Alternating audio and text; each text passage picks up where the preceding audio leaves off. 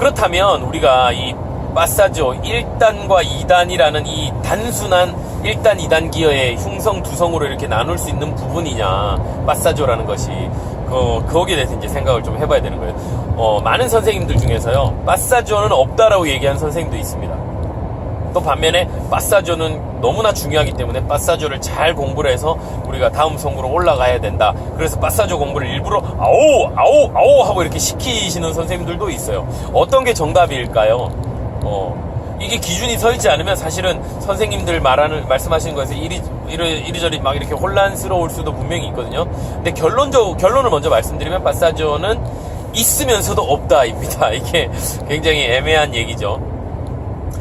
제가 앞서 말씀드렸던 1단 기어와 2단 기어, 이렇게 2단짜리 자동차의 개념으로 보면요, 파사조는 너무나 명확하게 있는 것이고요. 그런데요, 우리 몸이 그렇게 단순하지가 않습니다. 크게 나눴을 때 우리가 그 흉성, 두성으로 이렇게 뭐 이름을 붙이기도 사실 민망해요. 흉성이랑 뭐 두성이라고 해서 가슴으로 소리를 내다가 갑자기 뭐 머리로 소리가 나오고 이런 개념은 아닌데, 그렇게 방향이나 어떤 느낌을 가지고 흉성부, 두성부로 나눠놓은 것 뿐이지 사실은 뭐 그 별로 의미는 없어요. 어쨌든 그래서 저는 1단, 2단 이렇게 표현하는 걸 훨씬 더 좋아합니다. 기어가 바뀌는 거는 분명히 있기 때문에. 어쨌든 1단 기어와 2단 기어만으로 보면, 크게 보면은 그 중간에 분명히 파사조가 되는, 그 연결이 되는 그 구간이 뚜렷하게 있는데요. 그런데 사실 그 구간 이외에도 짜잘하게 보면요, 한 2, 3도마다 파사조가 또 있어요. 공부를 이렇게 해보면 2, 3도 정도 음역에 맞춰서 큰 파사조보다는 조금 작은 느낌의 파사조 구간들이 또 있습니다. 그리고요, 그거를 더 쪼개다 보면요, 음정마다 파사조가 있어요. 음정마다. 그 파사조 자체가 음정이에요. 음정.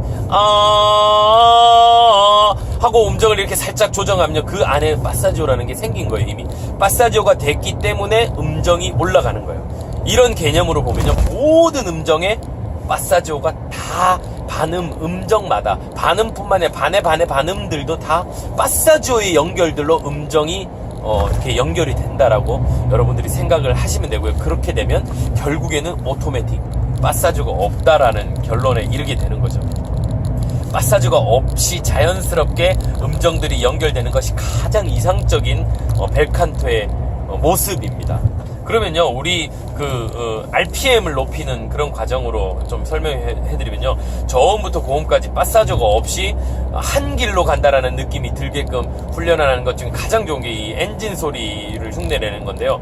이 비강이라는 공간, 비강이 너무나 중요하다고 그랬잖아요. 비강을 반드시 거쳐야지만 벨칸토의 목적에 부합이 된다라고 제가 설명을 해드렸기 때문에, 비강의 이 공간을 거쳐서 소리가 나오게 하면서 같은 길로 그러니까 오토매틱으로 기어 변속이 느껴지지 않는, 파사조가 느껴지지 않는 식으로 소리를 저음부터 고음까지 이렇게 훈련하는 것이 굉장히 도움이 많이 됩니다. 예를 들어서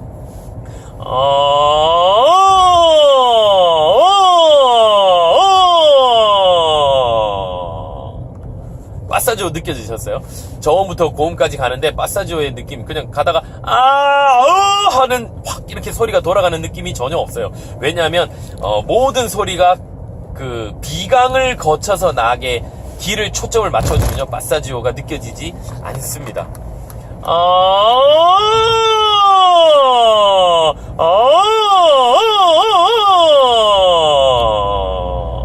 음정의 변화가 아주 자연스럽죠. 아주 순발력이 있는 거예요. 그냥 호흡을 주는 대로, 호흡이 밑에서 펌프질을 해주는 대로 소리는 그 음정에 도달할 수 있게 돼요. 그 길을 열어주는 역할을 하는 것이 이 비강으로 가는 길이거든요. 그게 바로 그냥 오토매틱의 역할이죠. 자동으로 모든 매 음정마다 이거를 지가 알아서 변속을 해주고 있는 거예요. 그러면 그게 변속이 자연스럽게 되다 보면 길이 그냥 하나로 뚫리게 돼 있어요. 그러면 파사조의 느낌이 없습니다. 근데 제가 아까 테너에 같은 경우에 뭐 FF 파사조가 있다라고 얘기를 했는데, 그 구간에 갔을 때 이 소리가 어떻게 느껴지는지를 여러분들이 좀 단편을 떼서 보면요, 조금 아주 느낌이 다르게 이렇게 전해질 것 같아요.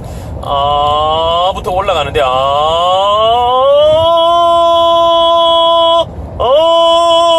이 정도 음정이 파사지오의 구간이라고 봤을 때요, 소리가 단편 요것만 딱 뜯어서 보면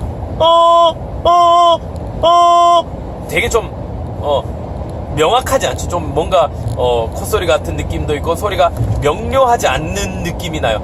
아를 하고 싶은데 1단 기호로 올라가면은 아주 밝은 아를 내고 뭔가 그 텐션 있는 쨍한 소리를 내야 될 것 같은데요. 근데 파사지오를 어가 없이 그냥 그 한 길로 올라가게 되면 이런 느낌이 나는 거예요.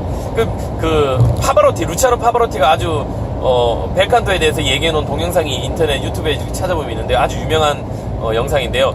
그 파사지오를 설명하면서 이런 얘기를 합니다.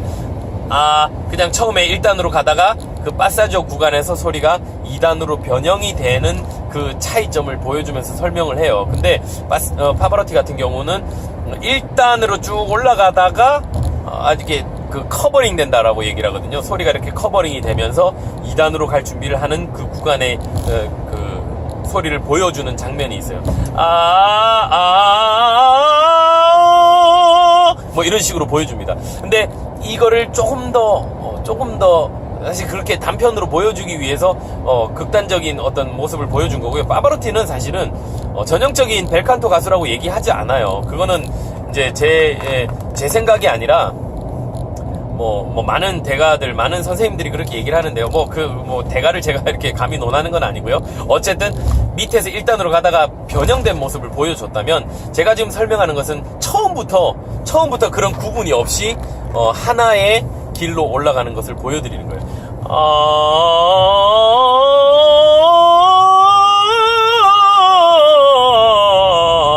뭔가 확 바뀌는 것이 아니라 그냥 계속 길이 열려있는 느낌이 나고 밑에서 압력을 불어넣어 주는 대로 소리가 가는 느낌이 나죠. 이것이 굉장히 벨칸토에서 중요하다고 저는 생각을 해요. 오토매틱 같은 느낌이 나게 파사지오는 없다라고 얘기하는 선생님들의 정의가 바로 이런 개념입니다. 그래서 그런 개념으로 봤을 때요, 이 아라는 모음을 제가 지금 보여드렸잖아요. 아라는 모음으로 된 악기를 그냥 하나를 부는 것과 동일해요. 아라는 모양을 이렇게 잡아놓고, 입은 발음 기관이라고 제가 분명히 말씀드렸잖아요. 입은 발음을 위한 공간입니다. 그래서 아라는 모양을 딱 잡아주고 이 광대뼈 있는 이쪽에서 볼 근육이 그 모양을 유지를 시켜주는 역할을 해요. 이 틀어지지 않는 아라는 모음에서 그 다음에 소리, 악기, 그러니까 그 트럼펫처럼 그냥 음정을 불어 넣어주면 그게 음악이 되는 겁니다.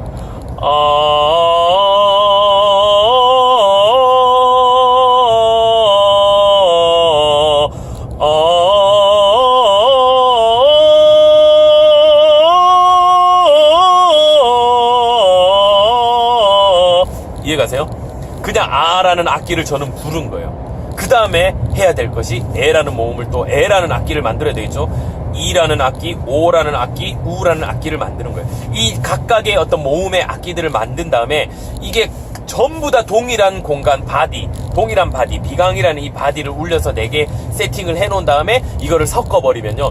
아에이 아에이 오우이야 아에이 오우이에야 아에이 오우 아에이야 이렇게 그 모음들을 아무리 바꿔도 음색이 변하지 않는 인간이라는 악기를 연주를 하게 돼요. 거기다가 또 해야 될 게 뭐예요? 자음이 붙어야 되겠죠?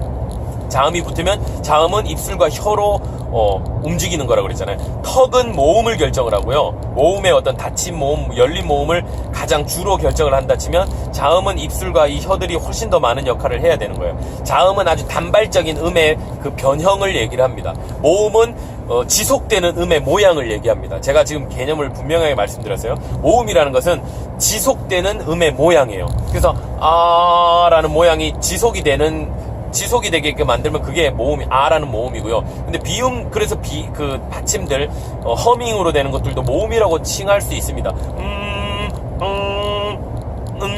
이런 것들도 지속이 되잖아요. 지속이 되기 때문에 모음의 범주에 넣을 수 있지만 그건 뭐 사실 그게 중요한 건 아니고요. 그래서 5가지의 모음, 아, 에, 이, 오, 우, 이 5가지의 모음을 우리는 지속할 수 있고요. 그거를 잘 훈련하는 것이 굉장히 중요하고요. 그 다음에 이 지속되는 가운데